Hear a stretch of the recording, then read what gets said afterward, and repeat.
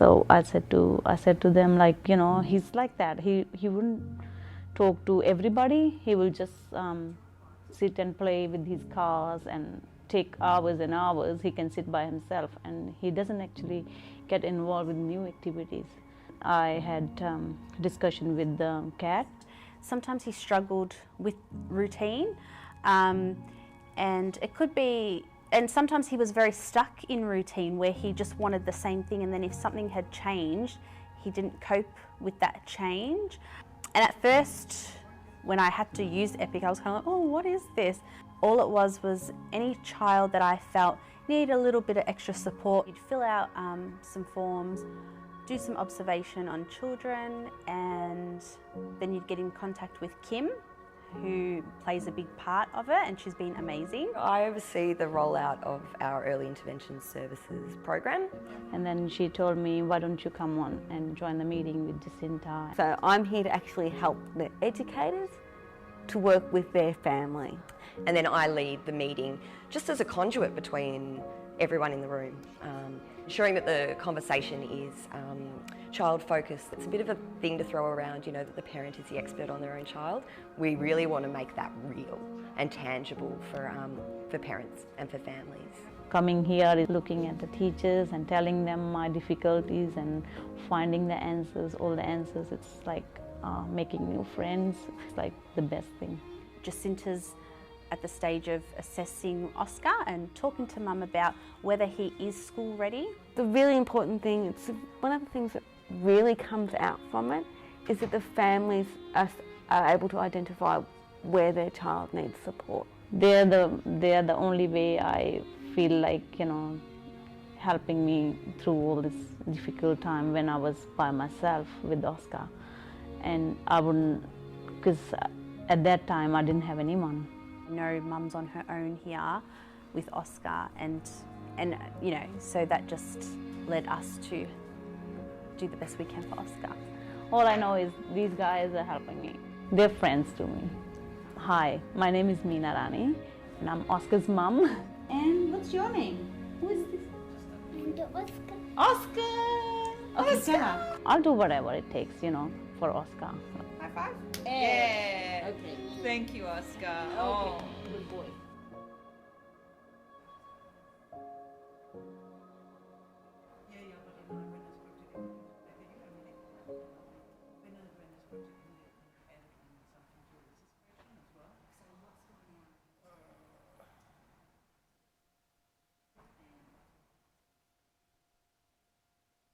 I am Robert De Silva. We are at the men's shed trying to show the kids from primary school as to how we work at the men's shed. I know that we're probably going to be building some things and probably do some gardening and stuff like that. We've got the teacher said we're making some bee farms.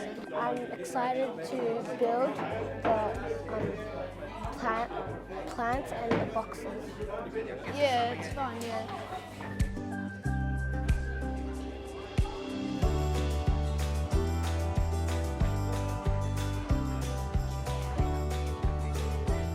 I've been in this program for almost 9 years now. We started the men's shed in 2011, and since then we have been working here. Mostly we do community work over here, helping the people to build up their schools.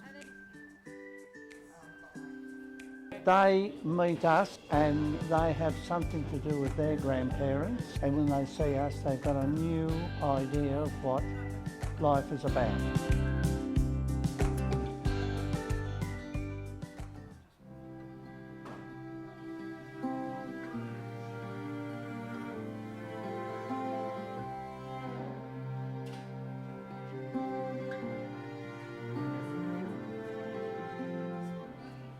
Could be a butterfly, spread my wings in silent cry. Fly, fly away, lit up in the morning sun. Set my dreams on rays of white. The next train arriving at Airport West has been delayed.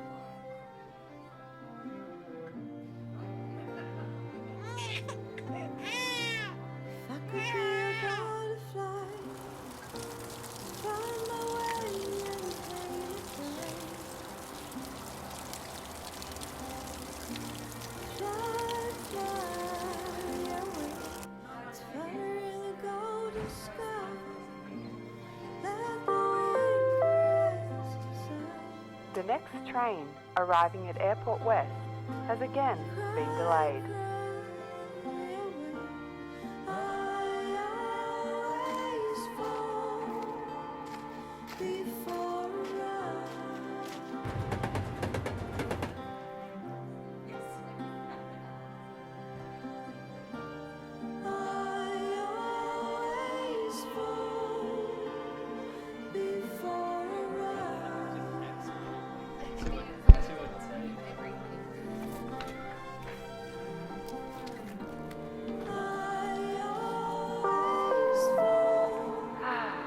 Me again. The train ain't coming, people. Touch the world before I die.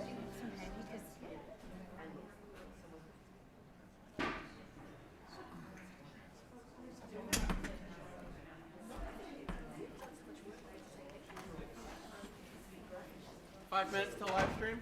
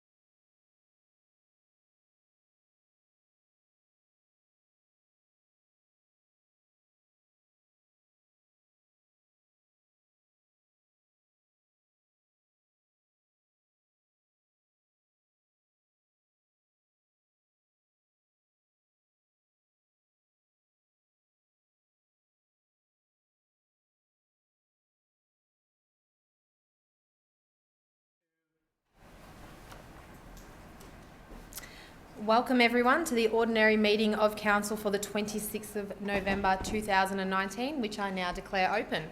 On behalf of Moonee Valley City Council, I'd like to respectfully acknowledge the land on which we meet, that of the Wurundjeri people of the Kulin Nation, and pay my respects to their elders past, present and emerging. We also extend this respect to other Aboriginal and Torres Strait Islander people here today. Hello to everyone in the gallery, as well as those watching on live streaming and on the internet. Thank you for joining us. As well as being live streamed, the video recording of this meeting will be available on our website. So attendees in the gallery, just be advised that your presence will be recorded. I also ask that mobile phones to be switched to silent during the meeting. Councillors, I have not received any apologies for tonight's meeting, so I'll move to minutes. Can I please have a mover and seconder that the minutes from the ordinary meeting of Council on Tuesday the 12th of November 2019 be confirmed? Councillor Sypecht, moved. Seconded, Councillor Sorais. That to the vote, all those in favour? That is carried unanimously. Now, does any councillor have any conflict of interest on tonight's agenda? No? So we'll move on to presentations. Now, councillors, before I ask if there are any presentations tonight, I'd like to acknowledge the 16 days of activism campaign against gender-based violence. Thank you very much for wearing orange tonight, as we are acknowledging our participation in this. From the 25th of November to the 10th of December each year, communities around the world take action to reduce violence against women and girls. This year, 50 Australian women have been murdered by a current or former partner. And we know that family violence is an issue in Moonee Valley, as it is in neighbourhoods and regions throughout Australia. Indeed, the World Health Organization has named violence against women a global health problem of epidemic proportions.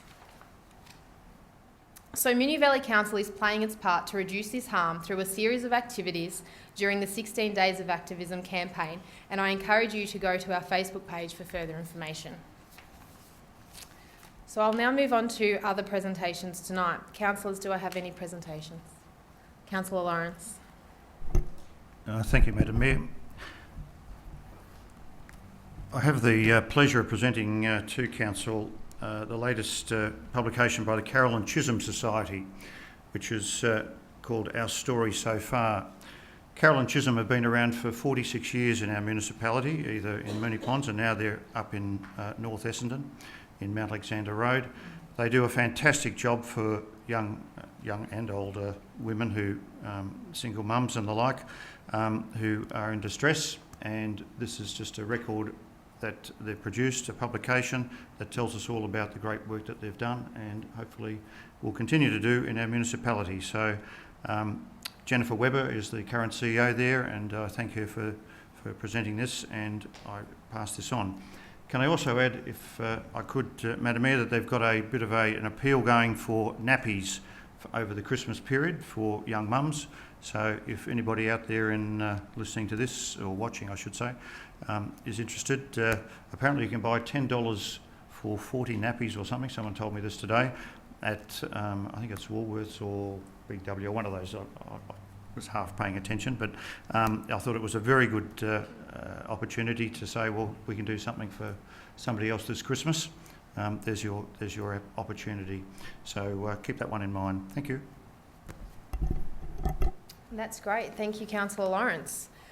Do I have any other presentations tonight?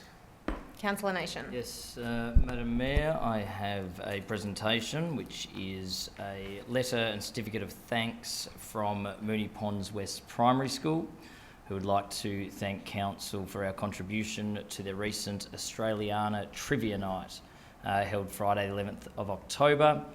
The school has advised it was an outstanding success thanks to the overwhelming generosity and support from many local businesses and council. They advised that they raised over $11,000 from the event, and we'll be putting those funds into planning and the implementation of the school's new sensory garden. This opportunity will offer an alternative experiential learning experience for the school's children, And the sensory garden is an environment designed with the purpose of stimulating the senses, and our new space will be an area to be utilised by children of all ages and abilities. So I'll pass on that certificate from Moonee Ponds West Primary School. Thank you, Councillor Nation. Okay. Any other petitions or any other presentations? Apologies. No, so I'll now move on to petitions and joint letters. Do I have any petitions and joint letters? Councillor Marshall? Yes, I do.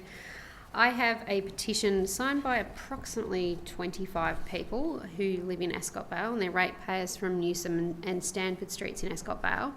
I might just read it out. They've been advised that the maintenance of the Stage 5 nature strips has been handed back to Council, and then has been advised by Council that the nature strip in the front of the properties at Newsom Street and Stanford Streets are now the residents' responsibilities to maintain.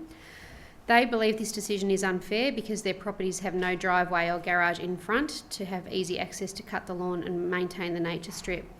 And they believe that many of them will need to invest in a lawnmower, and have indicated they've got three choices which they're concerned about: to carry the lawnmower through the townhouse from the back where the garages are, take the lawnmower via the back laneway, down the side walkway to the front of the property, or to pay someone to cut the lawn. So they're asking Council to reconsider this decision and to take back responsibility for maintaining the nature strips. Thank you. Sorry, and I will then. I would like to move that Council resolves to 1, receive and note the petition, 2, refer the matter to the relevant officer for investigation, reporting back to Council, and 3, advise the petition organiser accordingly. Thank you, Councillor Marshall. Do I have a seconder for that petition? Councillor Nation. That to the vote. All those in favour? That is carried unanimously.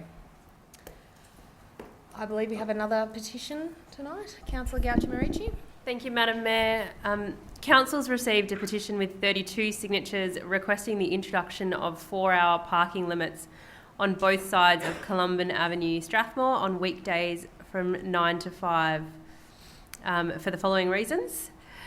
Columban Avenue, Strathmore is a small residential street. However, together with Bornean Avenue, it is often used as a cut-through from Lowman Avenue to Woodland Street by vehicles, including trucks wanting to avoid the pedestrian lights on Napier Street.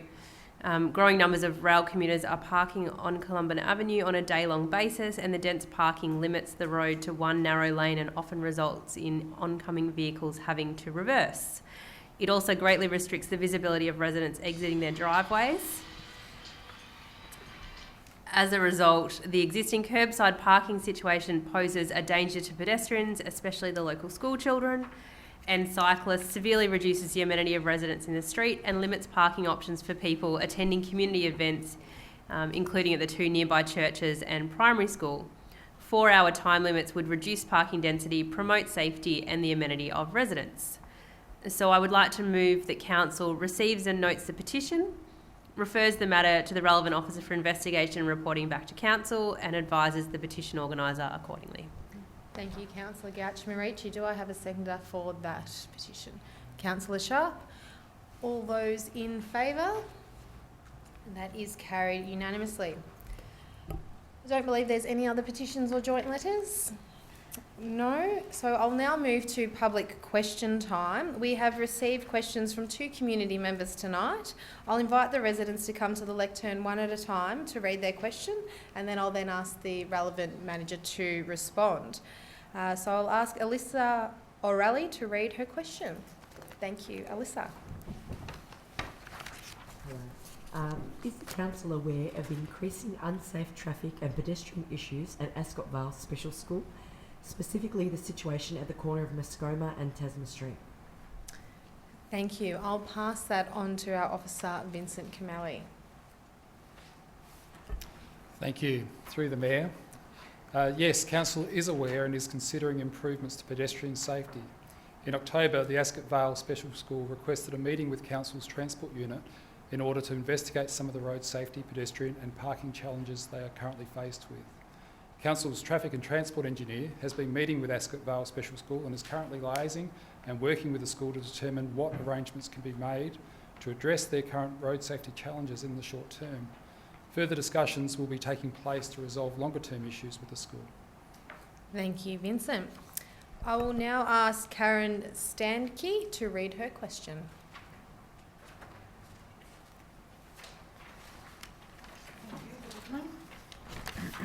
Oh, here we go.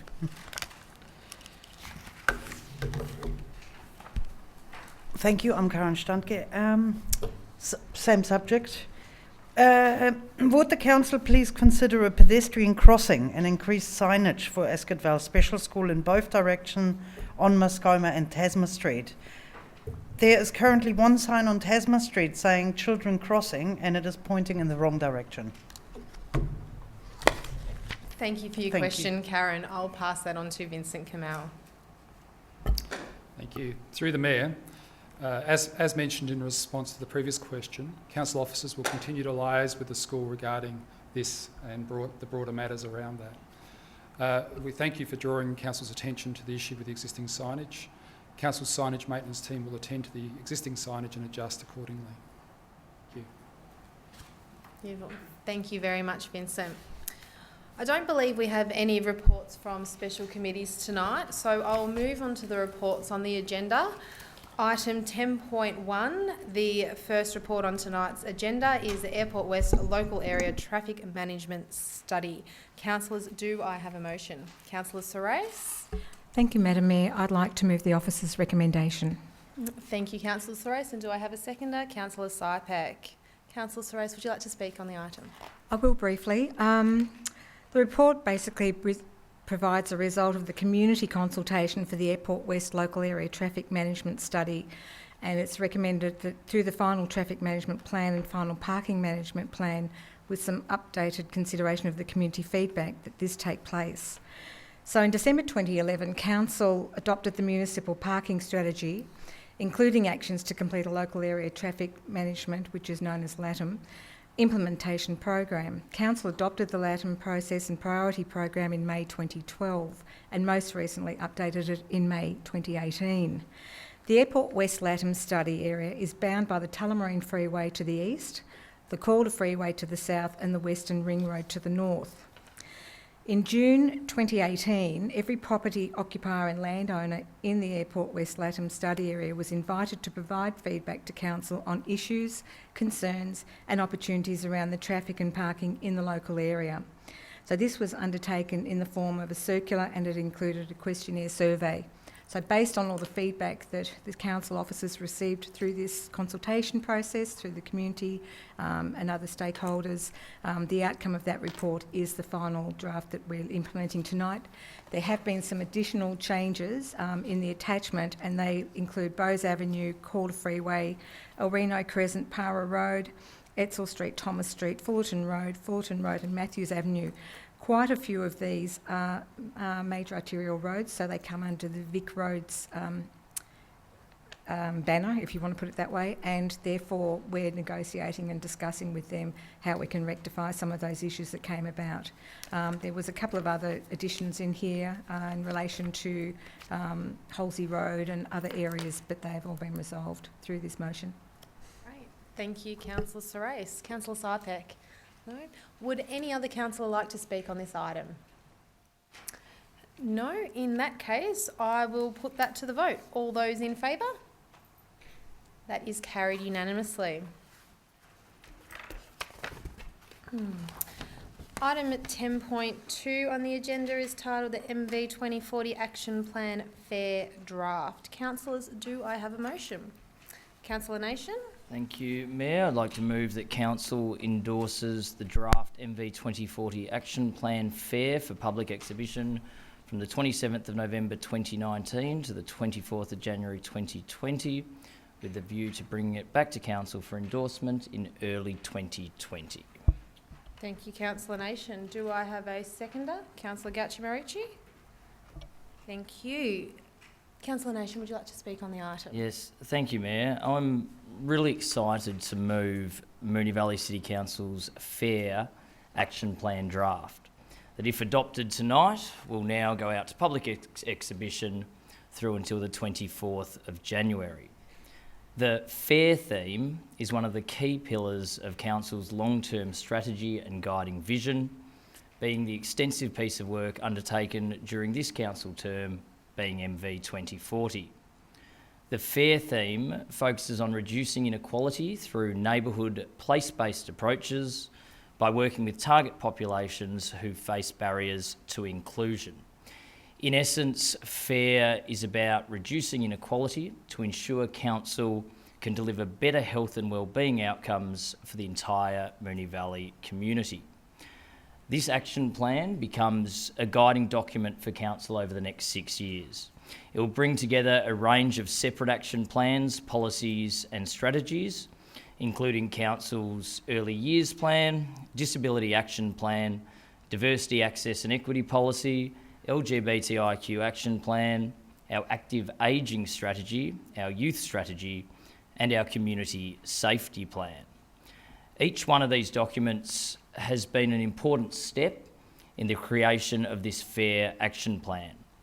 During the previous term of Council, I was thrilled to move Council's first ever Diversity, Access and Equity Policy. I also had the pleasure of moving Thrive, Council's first ever Youth Strategy, as well as Council's LGBTIQ Action Plan.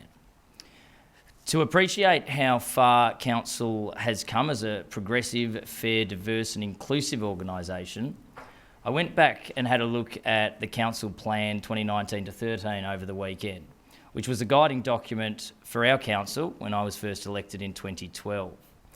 The key pillars and themes in this plan were a dynamic organisation, a well-planned city, a city for investment and growth, a city that provides smart transport, a healthy environment, and a creative city. All commendable themes, but nothing about celebrating diversity, creating an inclusive city, ensuring equity across Moonee Valley, and making this a truly accessible city. The FAIR theme in MV 2040 and this action plan is all of that. It's an acknowledgement of the importance of respecting, appreciating, and including every single member of this community, regardless of gender, cultural background, religion, sexual orientation, or economic status. Perhaps it is best summed up in the words of a Year 4 from Penley and Essendon Grammar School, who Councillor Byrne, Councillor Serace and myself hosted today as part of their governance unit at school. When asked by the Mayor what local government does, one student responded, "You work with services in the community to make sure everyone has a good level of general happiness." And that ultimately is what this FAIR action plan is all about. General happiness for everyone who lives, works and recreates in the city of Moonee Valley. And as such, I commend this action plan and this motion to my fellow councillors and ask you all to help continue Moonee Valley's journey to become a fair city.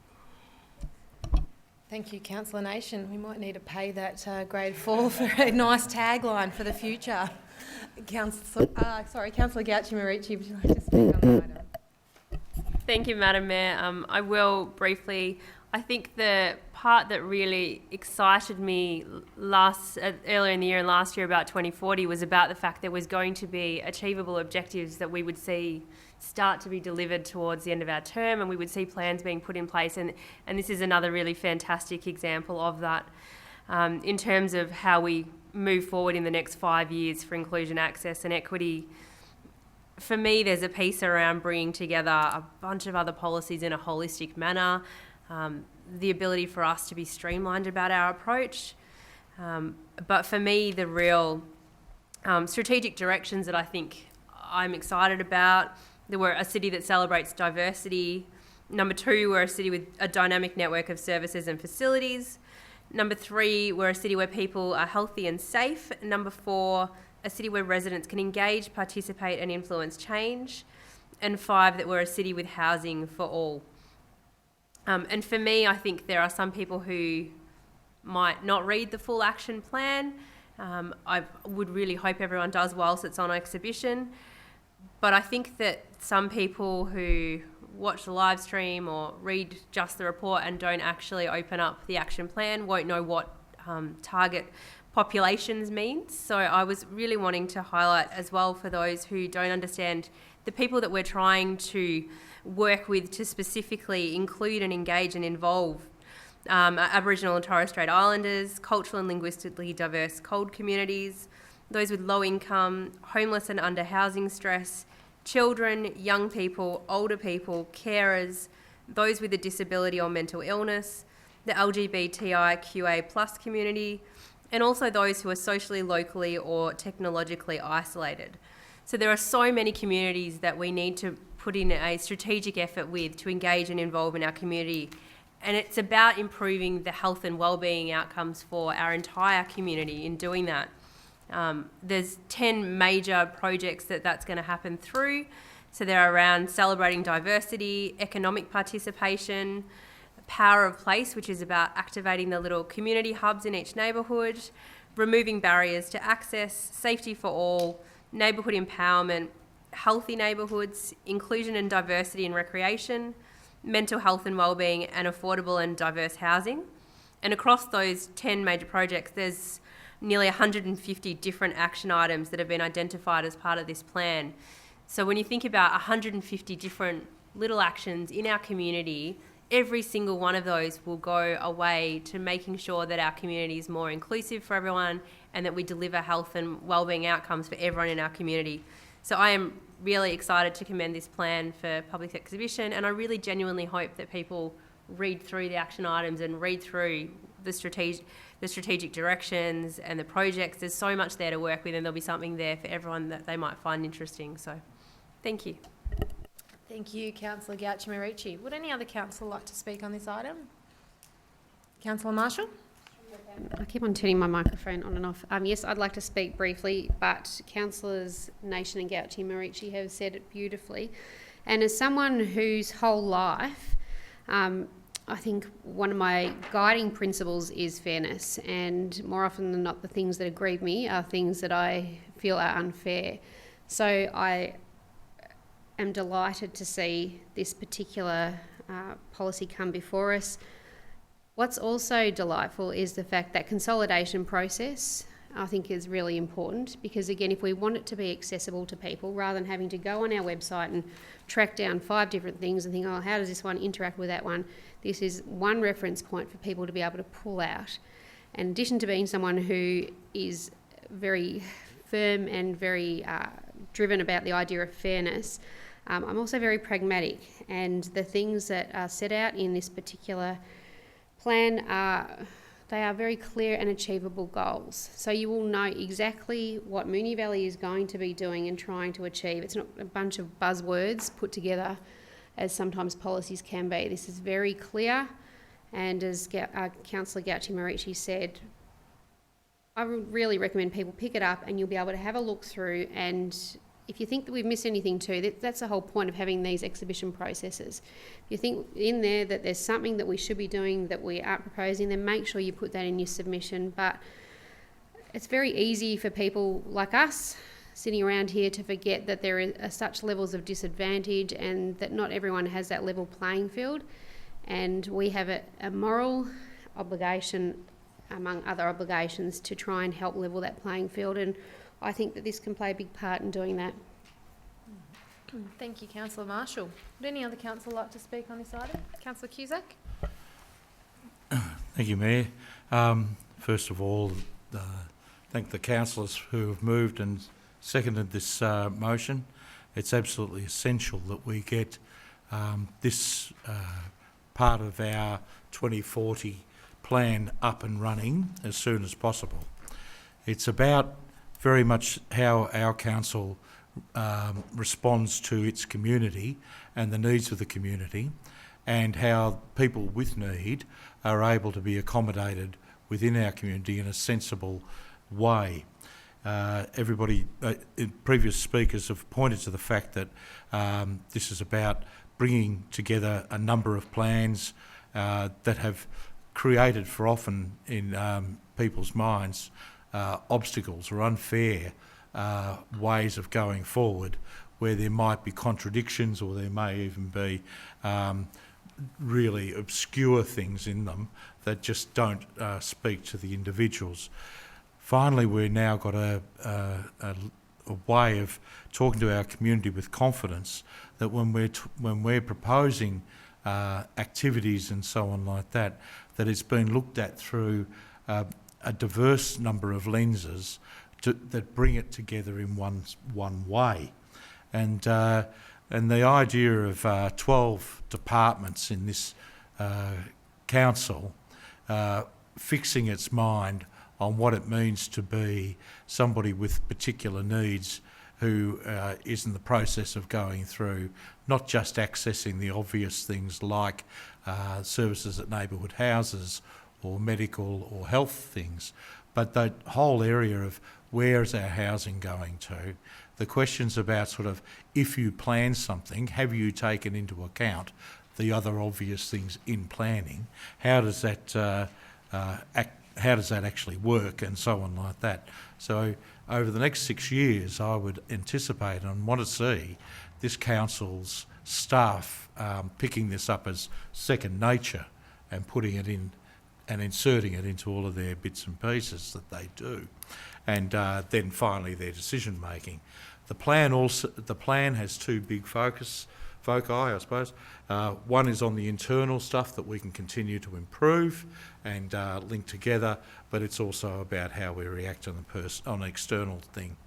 And for those who are interested in dollars and cents, it will undoubtedly save a lot of money down the track. It will undoubtedly save that question of retrofitting things. It will also provide, as I said before, those sensible results that are clearly in the area of concern for people who have needs in our community and value add to our whole community through the process. Thank you, Councillor Cusack. Would any other councillor like to speak on this item? No, I will put that to the vote. All those in favour? That is carried unanimously. Item 10.3 on the agenda tonight is the response to the Notice of Motion 2019-17, pedestrian crossings in Essendon North. Councillors, do I have a motion? Councillor Counci. Thank you, Madam Mayor. I'd like to move the officer's recommendation. I'm just going to read it out because some people won't have read the agenda at home. I mean, not here, obviously. Which is that Council resolves to continue to work with Vic Roads to prepare a funding submission for improvements to the intersection of Mount Alexander Road, Keilor Road, Buller Road, Lincoln Road. 2, provide a copy of this funding submission to the following MPs with a request that they advocate for its inclusion in the 2021 Victorian State Budget. The State Member for Essendon, Mr Danny Pearson MP, and the State Member for Niddrie, the Honourable Ben Carroll MP. And 3, advocate for safety improvements at the intersection of Mount Alexander Road, Leake Street and Glass Street. Thank you, Councillor Gauchimarici. Do I have a second, Councillor Sharp? Councillor Gauchimarici, would you like to speak on the item? Thank you. I am really excited to speak to this in my 3 years on council, and well before my years on council there have been numerous conversations, briefings, other notices of motions from ward councillors, non-ward councillors, all about this particular issue. So it's nice to bring together the 2 notice of motions this year along with the previous ones to capture what we've done and what more we can do in order to continue to progress the safety concerns in this area. In the last 5 years, there's been 25 casualty accidents at the Mount Road, Buller Road and Keilor Road intersection, which included 1 fatality, 3 serious injuries and 24 other injuries. At the Mount Road, Glass Street and Leake Street intersection, there were 9 casualty accidents, of which 1 was serious, and there were 8 other injuries. At the Glass Street, Leake Street and Mount Road intersection, half of those involved a pedestrian. For those who live, work, play or study in that area, you only need to drive through either to know that there is an accident of some sort nearly every other day in addition to the recorded casualty statistics. I drive through this area every morning and every night, and it is rare to see a day where someone hasn't pulled over because they've collected someone else, or other people are unknowingly, I'm sure, breaking road rules and cutting off other people. So this is a really significant concern in our area. And there will continue to be accidents and there will continue to be casualty accidents until something more is done. Both intersections are really hazardous, And as the report recommends, that both should be signalised, so fully at Buller Road, Keeler Road intersection, and a pedestrian signalisation at the Glass and Leake Street one. There's obviously been a body of advocacy work in this area, and as per the recommendation, we just need to keep doing more to make sure that government and Vic Roads know that this is a really big issue for us. In line with the section 2 of the recommendation about asking our local members of parliament to advocate for inclusion in the budget, that's something that every member of our community can do. Certainly, I know that there are a number of our residents and traders who are really active in this space and really want this to happen, so I would encourage them to be advocating to our local members of parliament as well as us. I think the louder the voice is, the more that might get done. But I would really like to thank all the residents, traders and the community who do keep raising their concerns about safety on this. Sorry, excuse me.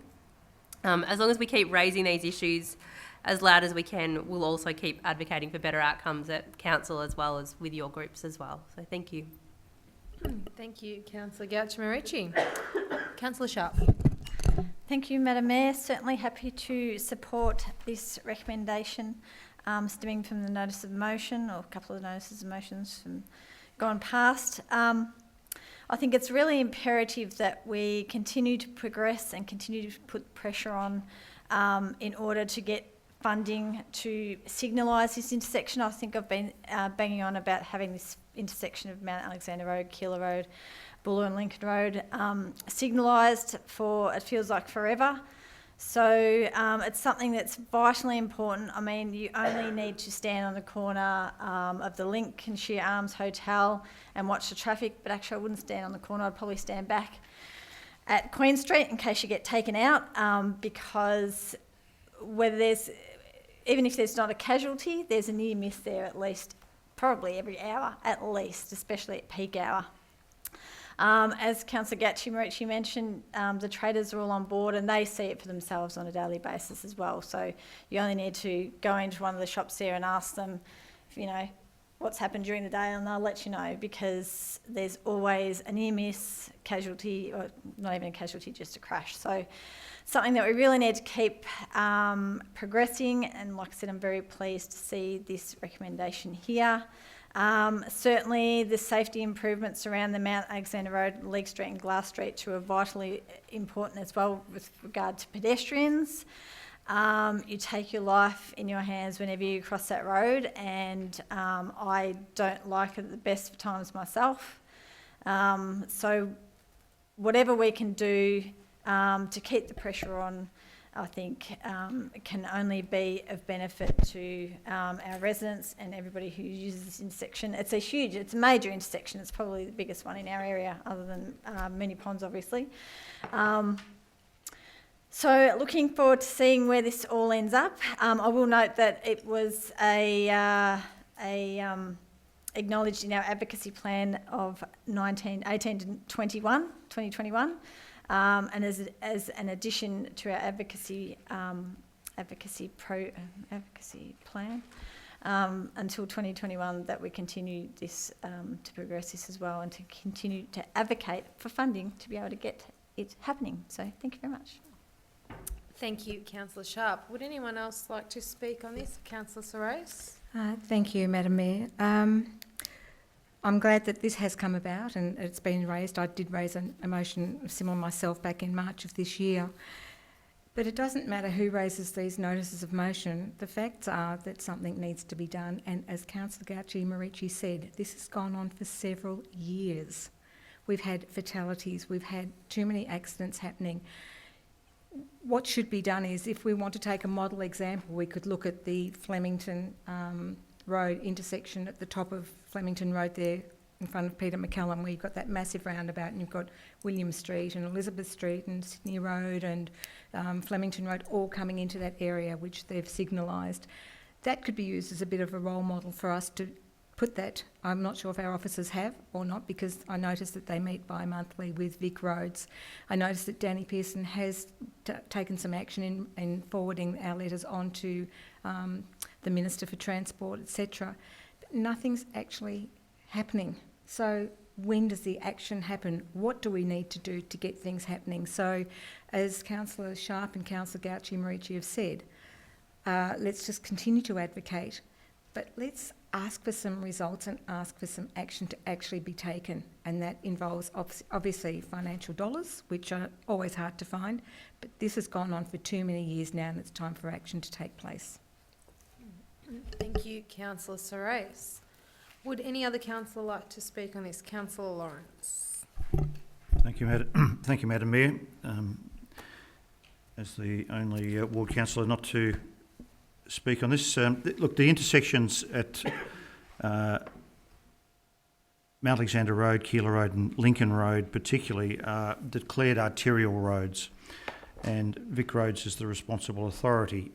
And we've got the added confusion at that intersection of the tram scooting around from Mount Alexander Road into Keilor Road, crossing straight in front of the traffic that's going through at Mount Alexander Road, and just adding to and exacerbating that whole situation of traffic flow and slowing down and looking for other issues of safety.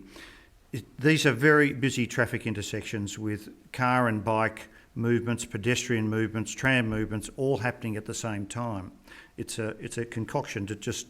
I'm not surprised there's not even more accidents, and there's probably is ones that we haven't been recorded. I went through and counted the number of separate zebra crossings and traffic light crossings there, and there's, if you include the separated parts of Mount Alexander Road, there's over 12 pedestrian controlled crossing points, including the zebra and those that are lighted. And that's a lot of crossings, both for pedestrians to go across, but also for cars to be aware of, and bicycles, cycles. The roundabout at North Eastern Junction is not even round. So I don't know why we call it a roundabout. It's more square-shaped, and that adds to another problem where traffic banks back, and so there's this constant problem of safety. We've got shops on both sides of Mount Alexander Road, as well as Leake Street and Keilor Road. So North Essendon is a major economic hub in the Buckley ward. It's also a junction of major roads that lead to Tullamarine Freeway, to the airports, to Strathmore, to Nidri, and if going south to Moonee Ponds and obviously the city. These are very busy intersections. I'm speaking to the converted here, but we've got to get on board with this. As Councillor Sorais mentioned, if we stop hammering on about it, nothing will get done. So we've got to keep hammering. We've got to keep pushing the fact that there's a lot of transient vehicles that travel through this intersection, going places, and it affects the safety, the traffic safety management. The current setup at North Essendon must be improved, and it must be made safer than it currently is. And I'm stating the obvious, but sometimes that's what you've got to do. Thank you. Thank you, Councillor Lawrence. Would any other councillor like to speak on this item? No? In that case, I'll put that to the vote. All those in favour? That is carried unanimously.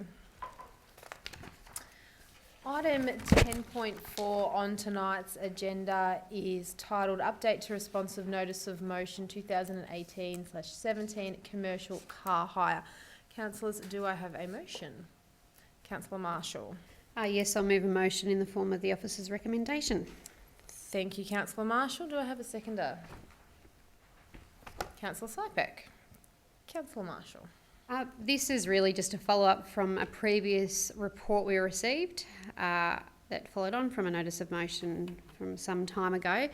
And what it does show is that this issue about car sharing will continue to pop up. And the original notice of motion came about because of some concerns that had been raised by residents with me, and obviously the O-bike experience where everyone was caught flat-footed and without appropriate regulation of these types of schemes.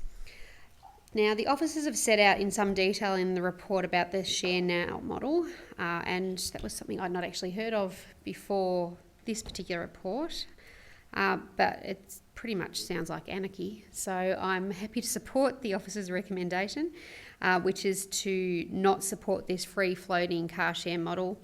And I'm happy for that to be the case, because we are trying to do what we can where possible to shift people to more sustainable transport methods, and that's this is certainly inconsistent with that. In addition to the significant issues that we have with parking, that schemes like this, where you're pretty much just wanting people to be able to park wherever, will only make that situation worse.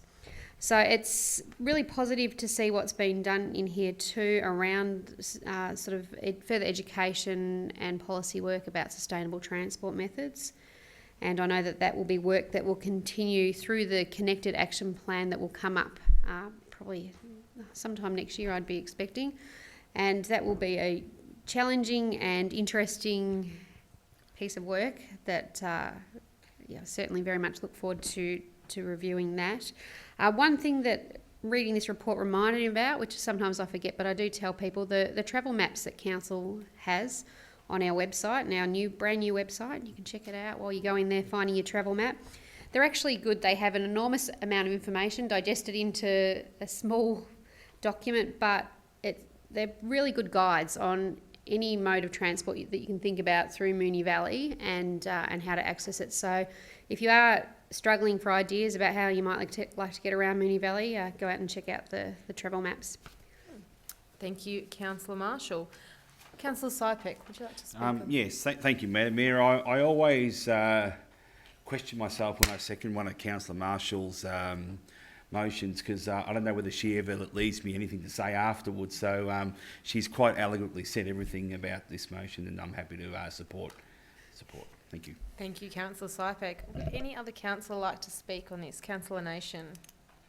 Thank you, Mayor. And I do have some concerns in regards to the report, noting that from my understanding and reading, the report is specifically referencing the Share Now model, which is in place overseas, I believe about 20,000 vehicles, that operates on a similar basis to the scooter hire, green bike hire, O-bike hire, Lime scooters, etc.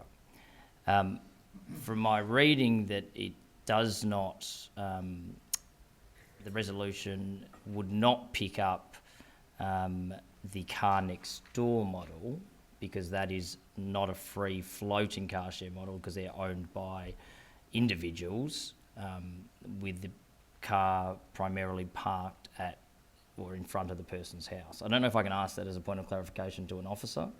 What's your point of clarification? My point of clarification is this report purely referencing just the Share Now model as operated by Share Now?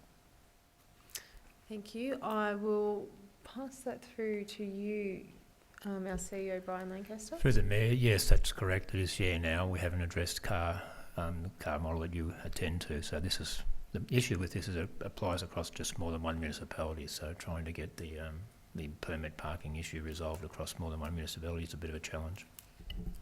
Thank you. Thank you. Does that answer your point of clarification? And that Share Now model, obviously, you could have a car that ends up in, goes across multiple municipalities, multiple suburbs, and it doesn't have a set home. The alternate model, for example, the car next door model, I do think has merit.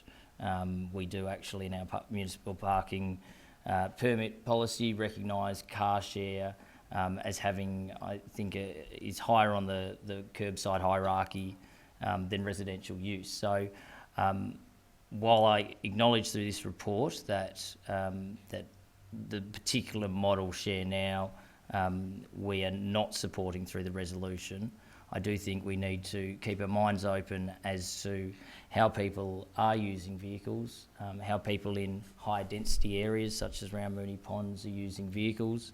I know I recently used Car Next Door to move some larger items and booked an old ambulance, and it was actually quite practical. It was picked up from down Ascot Vale, and it served a purpose. So I think we do need to keep our minds open about not not just having the conventional one person owns a car and they solely use it, particularly as the population grows in this municipality. Thank you, Councillor Nation. Would any other councillor like to speak on this item? Councillor Cusack. I'd like to echo some of Councillor Nation's concerns.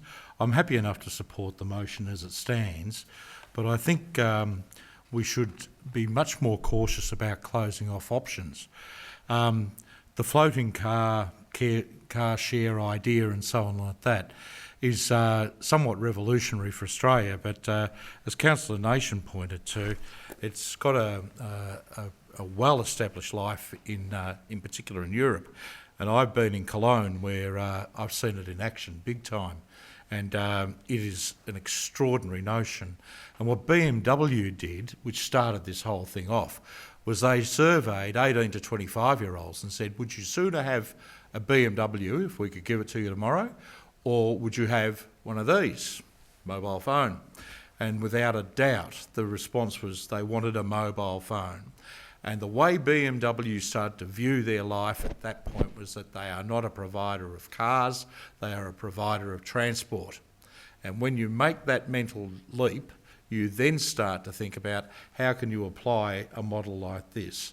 Now, in the Victorian or Australian context, we have real big problems around local government and all sorts of bits and pieces broken up and stuff like that.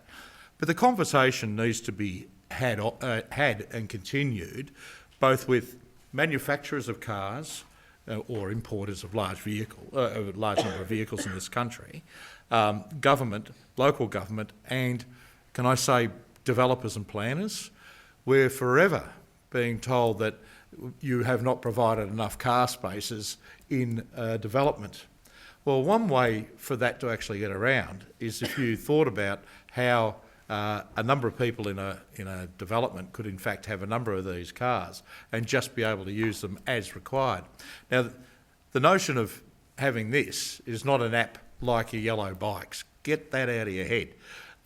This is an expensive app to buy, which covers off all your insurances and your petrol and so on like that, and so therefore you're buying into something that is not a throwaway car. And then the next thing about it is that if you can think just a bit down the track, how many cars might be actually taken off the road in terms of car parking if you have these cars in and around available.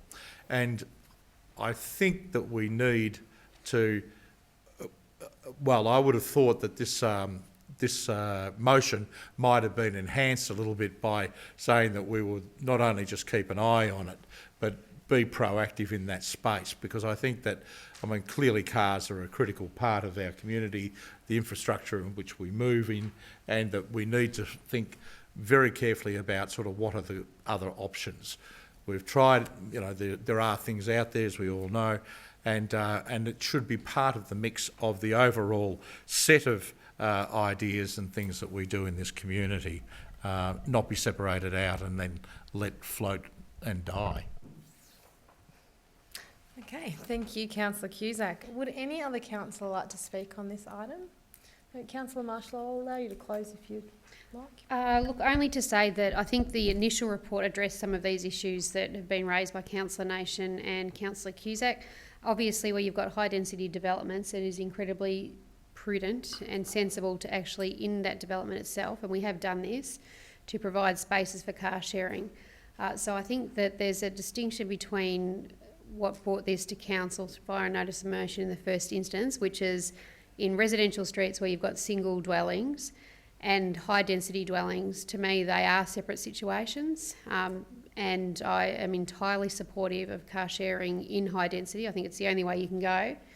I think we need to be more mindful with where you don't have subdivisions occurring, how we look at the management of parking in those streets, and whether you're actually in fact just adding more vehicles to the street, which I think has probably to date been the experience. Not to say it won't change, and when you look at the rates of vehicle ownership of young and licence obtaining, whereas we all rushed out as soon as we turned 18 and got our licence, that's not the way it goes nowadays. So we certainly need to be mindful of those changes in trends, in demographics and in preferences. And I hope that, as you've said, that this is something that council officers will continue to keep an eye on. Thank you, Councillor Marshall. I will put that to the vote. All those in favour? That is carried unanimously.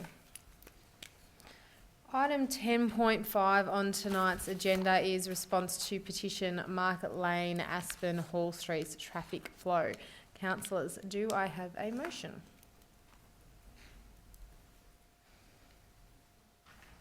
Councillor Nation? I will move a recommendation. I'll move a motion in the form of the officer's recommendation. Thank you, Councillor Nation. A seconder? Councillor Marshall. Thank you. Councillor Nation.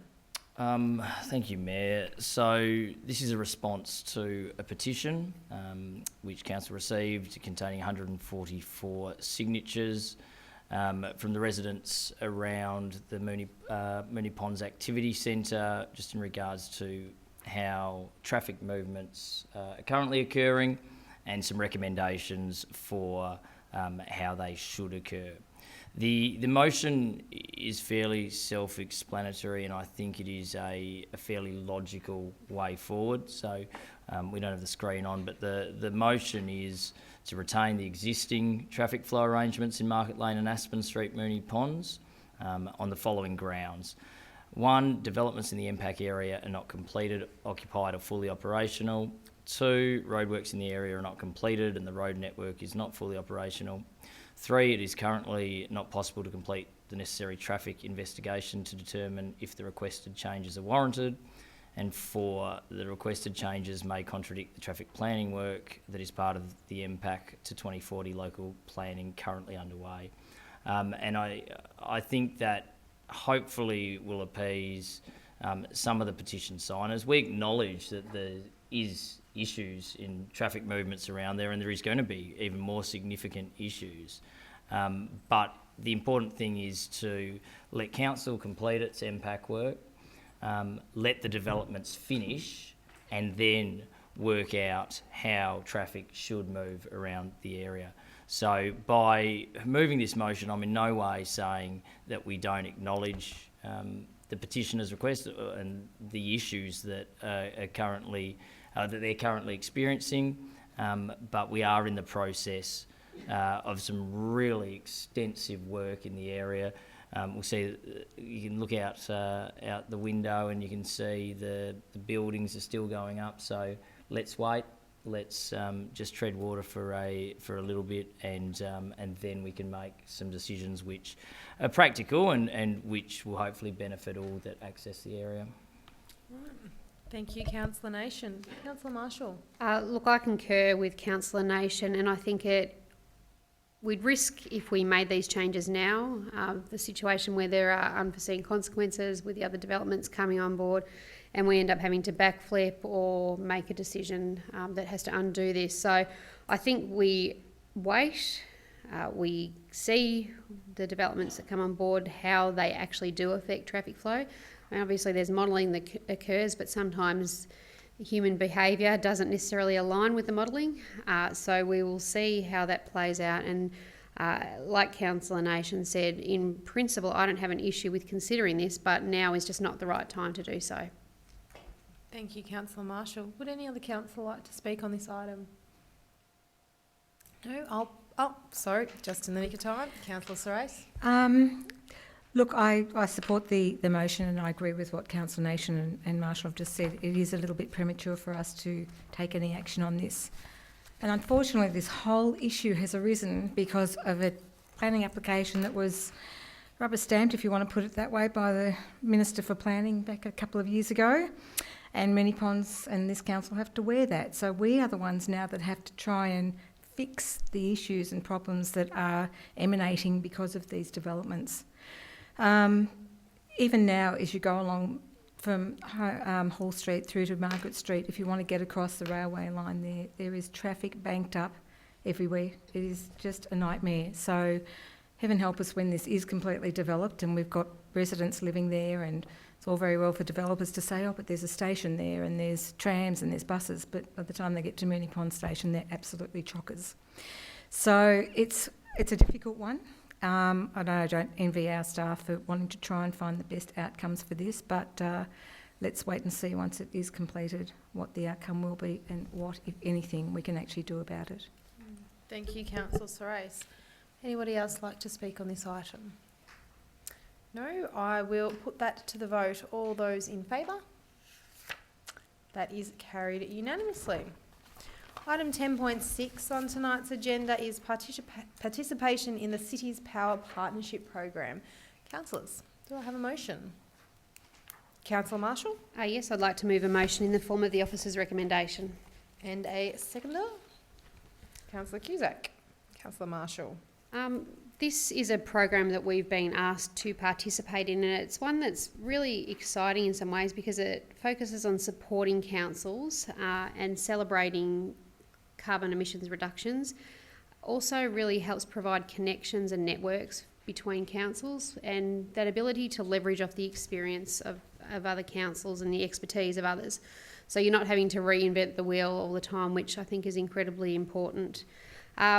It's not something that costs us anything to join, and there's a pledge that we have to give within 6 months of joining about 5 specific items that we'll undertake to tackle climate change. And we at Moonee Valley are incredibly well placed. We are going to be able to wheel out this the pledge about 5 specific actions very easily because we've got a lot of work that has been done and continues to be done. Once we have our Green Action Plan, again, that will form the basis of being able to, or our response to climate change. And I'd also note again that this invitation was supported very strongly by Council's Environment Portfolio Advisory Committee when it was discussed there. Thank you, Councillor Marshall. Councillor Cusack. The motion before us makes sense on the basis that this council is already, as Councillor Marshall pointed out, undertaking a number of actions in the areas where joining up with the CPP program council will be expected to undertake work. The opportunity that really exists here is for us to be able to work with other councils across the metro area in Melbourne in a way where we're all taking concerted action, not determined action, but that in concert. And it's interesting to note in the report that the councils that are cited in it, while you might expect usual people to be involved there, but I note that the Council of Burundara and so on like that are there, and it's very much about sort of how climate change affects our community and how we manage that. We can't do it all on our own. We need to be able to do that, as I said, in agreement with other councils. Also, we don't have a mortgage on what is good and what is right to be done. And so sometimes our own compass needs to be reset a little bit by the efforts and actions of other councils, whereby we can share the information. The overall involvement through the Climate Council is also sends a clear signal that we are continuing to evolve our own way forward post the decision that this council made about the urgency around climate change, and that we're quite clearly serious about this being something that we will continue to work through for 2040, not just as an immediate thing. So I'm looking forward to this longer term relationship, the partnership that we can get out of working with different councils, and the collaboration that we might be able to experience with other places at other times in the future that are not just tied to the here and now for this council. Thank you, Councillor Cusack. Would any other councillor like to speak on this item? No, I'll put that to the vote. All those in favour?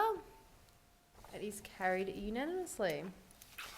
We now move to item 10.7, proposed leases to Axicom and Optus over part of Walter Street Reserve. Councillors, can I please have a motion? Councillor Marshall. Yes, I'd like to move that Council resolves to A, allow Axicom and Optus to continue occupying the land over part of Walter Street Reserve in overholding under the current lease agreements for the next 18 months. B, form a telecommunications working group to review options for the possible relocation of the telecommunications infrastructure at Walter Street Reserve to be comprised of residents and council officers, and inviting telecommunication carriers, Axicom and ward councillors to take part with a view to assessing all potential locations for infrastructure, including possibly small cell installations, including council-owned operated facilities and commercial facilities in and around the relevant area. C, inform all persons that made a submission under section 223 of the Local Government Act 1989 of Council's decision and reasoning. And D, receive a further report to consider the findings of the Telecommunications Working Group. Thank you, Councillor Marshall. Can I please have a seconder? Councillor Cusack. Councillor Marshall, would you like to speak to the item? Thank you.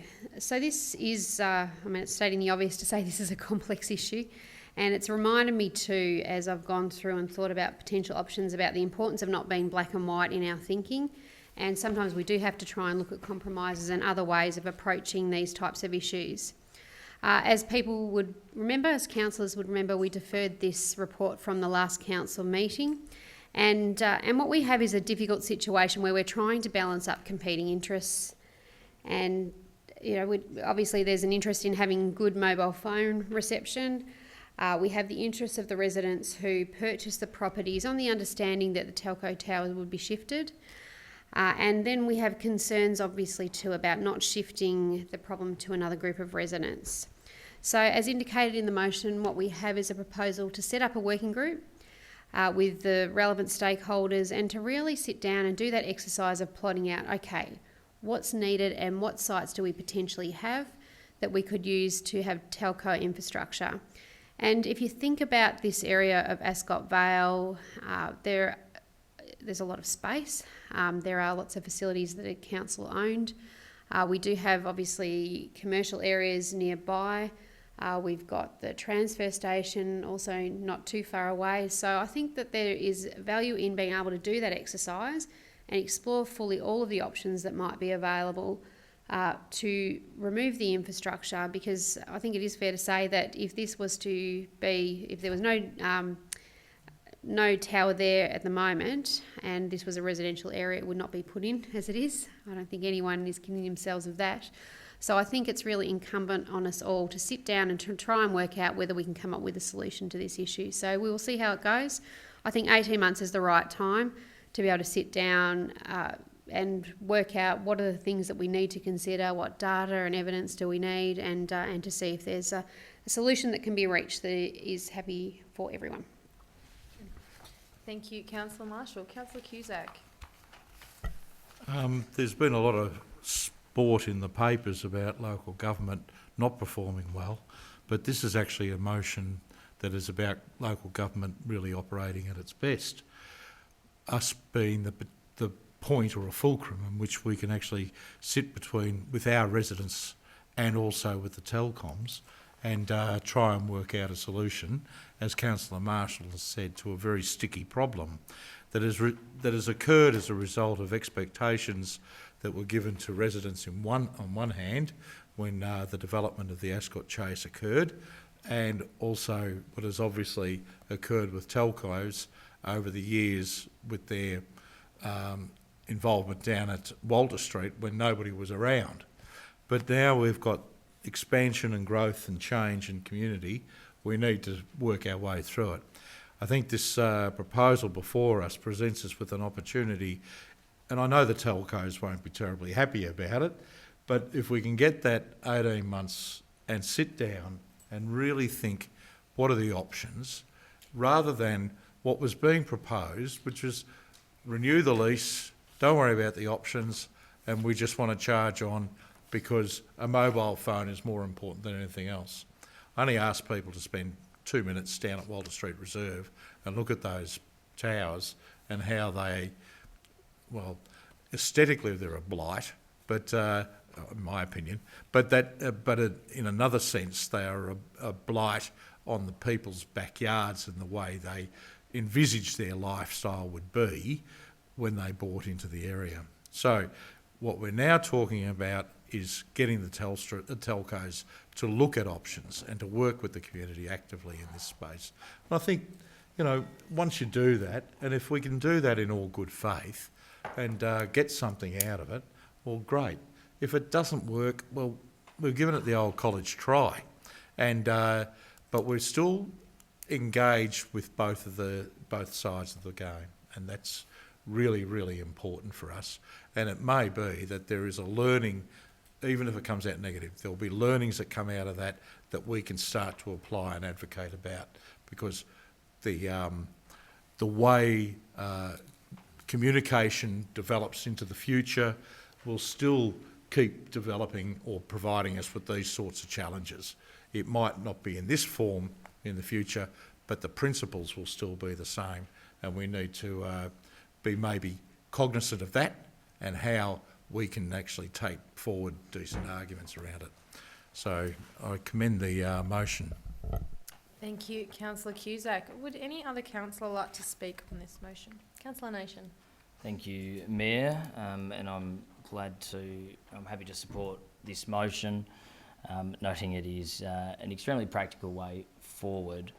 The Section 223 submission hearing, which I think Councillor Marshall was in attendance with me, was actually, we only had 2 submitters there, but it was almost a good discussion about, from the residents, as to, in some way, the false pretences they may have purchased the property thinking that the towers were going to be decommissioned soon.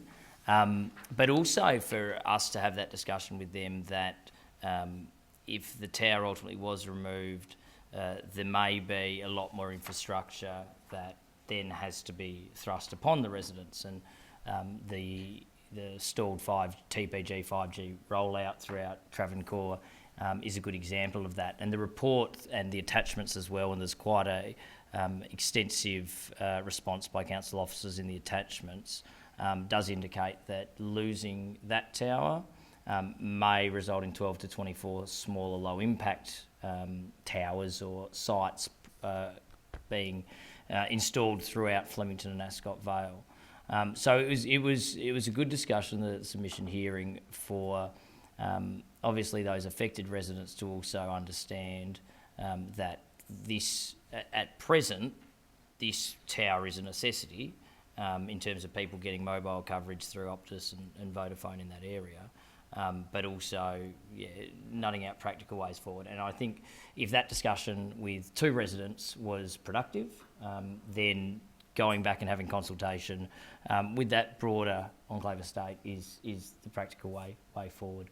And noting that the original motion was a 4-year period with 2 5-year options. Councillor Cusack alluded to the fact technology 14 years on may change, and these towers might all be replaced by 5G, 6G, who knows, small cell technology, which is on every, which gets put on every light post. So very happy to support this motion, and hopefully by taking this process, looking at other sites, Ascot Vale Leisure Centre, there's so many options that can or should be explored before council finalises a long-term lease for this site. Thank you, Councillor Nation. Would any other councillor like to speak on this item? I'll put that to the vote. All those in favour? That is carried unanimously. We are now up to item 10.8, councillor appointments to portfolios, committees and external bodies. Councillors, do I have a motion? Councillor Lawrence? Happy to move the officer's recommendation. Read the names. Oh, sorry, I have to read the names out. Sorry, I forgot about that. Okay, the proposed motion, the council resolves to A, endorse the appointment of councillors to portfolios as the portfolio spokespersons for 2020 as outlined in this report. B, appoint representatives to external bodies and other committees for the period of October 2 October 2020 as follows. Audit Committee, Councillor Cusack, Councillor Lawrence and Councillor Sypek. Essendon Airport, Essendon Fields Council Working Group, Councillor Sharp, Councillor Lawrence and Councillor Counci. Farnham Street Neighbourhood Learning Centre Committee of Management, Councillor Cusack and Councillor Marshall. Wingate Avenue Community Centre Committee of Management, Councillor Cusack and Councillor Marshall. Municipal Association of Victoria, Councillor Sharp and Councillor Sypek. Australian Mayoral Aviation Council, Councillor Byrne and Councillor Lawrence. Lead West, Councillor Serace. Metropolitan Local Government Waste Forum, Councillor Marshall and relevant council officer. Metropolitan Transport Forum, Councillor Serace and relevant council officer. Royal Agricultural Society of Victoria Consultative Group, Councillor Cusack and Councillor Marshall. Shareholder Rep for Regional Kitchen, Proprietary Limited, Councillor Sypek. Western Melbourne Tourism Board, Councillor Lawrence and Manager Strategic Planning. C, accept Councillor Nation's resignation from the Grants Assessment Committee and update the terms of reference accordingly. Thank you, Councillor Lawrence. Do I have a seconder? Councillor Serace. Councillor Lawrence, would you like to speak on the item? I'm still on. Look, I think that's pretty self-explanatory. There's not much else I can say. I've read the report totally, and it's pretty clear. Thank you. Thank you, Councillor Lawrence. Councillor Serace. Thank you, Madam Mayor. These portfolios that Council are appointed to are basically an opportunity for us to be involved in some of those areas that are part of our portfolio holding, and also as a representative on behalf of the Moonee Valley Council. And most councils are again put onto some of these committees and representations as part of their portfolio. So it's basically continuing in that vein. Sometimes we do change them from year to year, depending on how councillors feel, but some councillors particularly like to stay in some of the areas that they are already involved with because they have a connection, they have participation, and they bring that back to this council. So got another year to get through, so hopefully everyone will be able to bring some great news back and be fantastic advocates on behalf of this council in their portfolios, and this is what this is about. Thanks. Thank you, Councillor Serace. Would any other councillor like to speak on this item? Councillor Nation. Thank you, Mayor. Just a quick note in regards to the point C of the recommendation, being me not being part or resigning from the Grants Assessment Committee. In terms of a brief explanation, which community may be interested in, at the moment I currently serve as the President of Swimming Victoria Western Metropolitan, which is the governing body of competitive swimming in all of the western suburbs that oversees the 19 clubs in Western Melbourne and the 1,200 or so swimmers. And I just didn't want any sort of perceived conflict through that role, me being on that Swimming Victoria executive. And as such, I'm not going to be part of the Grants Assessment Committee. We know with the grants process, definitely both individual and organisation grants, swimming associations, swimmers putting applications. So while me being part of that would not be an issue in terms of being able to declare a conflict of interest, I just think it is more practical just to not be part of the committee. There's obviously great councillor involvement already, as opposed to how it used to be done back when we first started, and it was just one councillor picking groups. So I have full faith in everyone's ability to continue the fantastic work that the Grants Assessment Committee is doing. Thanks, Mayor. Thank you, Councillor Nation. Would any other councillor like to speak on this item? Councillor Marshall. I am happy to support the motion, and I think as Councillor Serace has indicated, these groups that we are representatives on are often great networks for council, and we often find really interesting idea, and I know Councillor Serace and I have spoken about the Metropolitan Transport Forum that she's now been on for some years, and it is honestly one of the best groups going around because the quality of speakers, again, that networking and the information that comes out of that group is significant. So it's really important that we actually are involved in these groups and we have representatives. I will flag my my interest in seeing what the portfolio or the PACS, that revised structure, comes back as, and I purely out of self-interest, because the Enviro Portfolio Advisory Group is so engaged, so interested and so valuable. I would hate to see that expertise and passion and drive lost in a revised portfolio structure, but that will be something obviously that is flagged in this report to come for a future briefing. So I will put forward my best arguments then. Thank you. Councillor Marshall. Would any other councillor like to speak on this item? No, I will put that to the vote. All those in favour? Is carried unanimously. Item 10.9, Assemblies of Councillors. Councillors, do I have a motion? Councillor Nation? Move a motion in the form of the officer's recommendation. Thank you, Councillor Nation, and seconded by Councillor Sorais. Thank you. Councillor Nation? I think it's fairly self-explanatory. Thank you. Councillor Sorais, would you like to speak on the item? It's just formalising the attendance of public forums and strategic briefings and council meetings that the Assembly of Councils have attended. Thank you, Councillor Sorais. Would any other councillor like to speak on this item? No, I will put that to the vote. All those in favour? Is carried unanimously. And that is our reports done, and we don't have any notices of motion tonight. However, I will ask councillors, do we have any urgent business tonight? No, nothing tonight. Delegates report. Do any councillors have anything that they'd like to report on in their work as delegate? Zooming along. We have no confidential reports on the agenda this evening, so that concludes our business on tonight's agenda. Thank you to everyone in the public gallery for listening tonight, and for everyone who is watching on live streaming at home. I now declare this meeting closed. Thank you. Thank you, councillors.